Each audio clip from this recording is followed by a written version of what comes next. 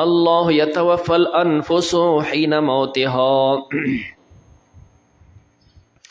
الله جل جلاله خپل قدرت ذکر کوي چې زه نفوسنا ارواح اخلم. بیا دوه قسمه غستل وي، یو دی چې دا روح ته نه واخلم او د هغه ټیم پوره نه بیا مکمل د ځان سره ایثار کم مړ شي نو. او دویم هغې چې د نه واخلم بیا یې ورته راپرېږدم، بیا واخلم بیا راپرېږدم چې کوم د ده هغه ټیم دی هغه پوره شي، او بیا چې کله ټیم پوره شي بیا ترې نه روح مکمل ځان سره ایثار کم. نو الله یتوفا درېمه پاره کې د معنا کوله چې خپله معنا د دې د وفا پوره سیز اغستل. ومنه الوفات، وفات معنا مجازي ده. نو معنا دا شوله یتوفا الانفس، الله پوره پوره اخلي نفسونه حین موتها په وقت د مرګ کې چې دی مړ کېږي نو پوره پوره واخلي، بس خبرې ختمه شي. دویم والتي هغه لم تمت چې دی مړ نه فی منامها په خپل خوب کې مړ نه دی، د هغه نم څه عیسه د روح قبضه کي، کم چې مړ کېږي د هغه نم قبضه کي، او چې کم مړ نه دی اوده دی د هغه نم روح قبضه کي. نو بیا پسې وروستو فیمسک التي نو بند کي هغه قضا علیها الموت چې په هغې فیصله د مرګ کړې ده، په چا فیصله د مرګ شوی د هغه روح ایثار شي، او چې دا کم د روح اغستی دی خو لا د مرګ فیصله نه ده شوې. نو ویرسل الاخرى رالیږي دا بل الی اجل مسمى د ټیم مقرره پورې. مختصر وضاحت داسې وي چې د دې روح مختلف اړخونه وي. روح چې په دې بدن کې ننوځي د دې روح د وجې نه بدن کې حس او حرکت پیدا شي. که چېرې دا روح په دې بدن کې نه وي نو دی څه نشي محسوسولی. دا لیدل دي، اوریدل دي، لاس پې خوځول دي، دا محسوسات حس دا د روح د وجې نه پیدا شي.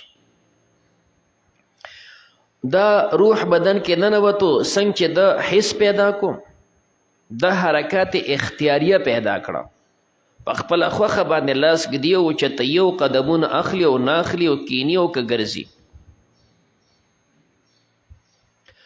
همدارنګې د ده سره تمیز پیدا شو، روح ننوتو دا د ښه او د بد تمیز هم کوي.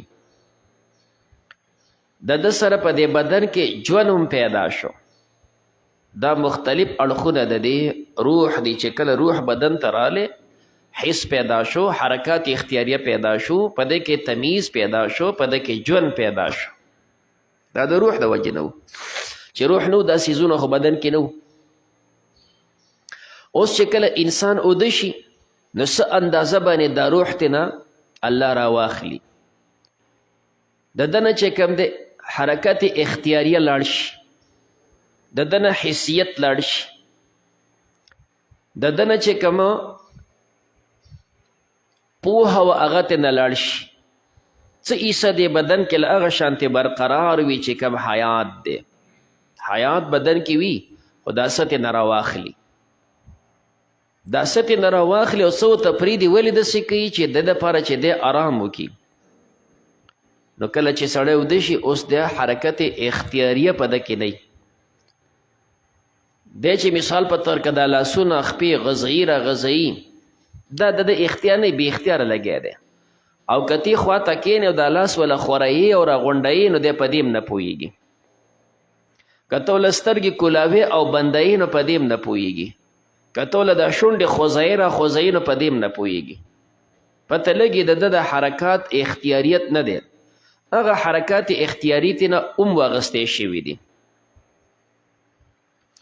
همدارنګې د ده نه حس هم اغستی شوی دی. دا دلته پروت دی، خواته دا بل ناست دی چې کوم دی ښه ورته ګوري را ګوري خو هغه ته نه ویني.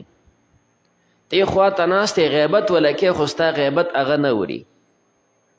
دا څه حصې ترې نه قبضه شوي دي. لیکن څه ورپکې دی کوم چې د هغې حیات دی دغه حصه پکې موجود ده، حیات ژوند موجود دی، څه مړ خو نه دی.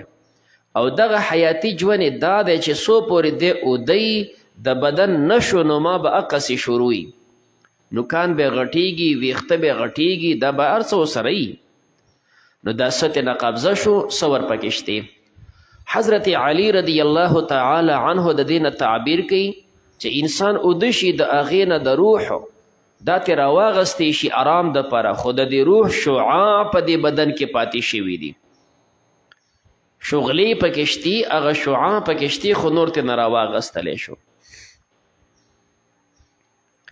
او چې کله دی راپاسېږي واپس ورته هغه ټوله حصه نور راورسولی شي نو دا څه حصه ترې نه بیلی شي نو ځکه دی آرام کوي څه حصه ورپکې پاتې ده نو د هغه د بدن نشو نما حیات هغه په دې مرتب وي نو قضوا علیها الموت ویرسل الاخرى راولیږي دا بل الی اجل مسمى غټې مقرره پورې ان فی ذلک بېشکه په دې کې الآیات نشانات دي لقوم یتفکرون هغه قوم دپاره چې دوی فکر کوي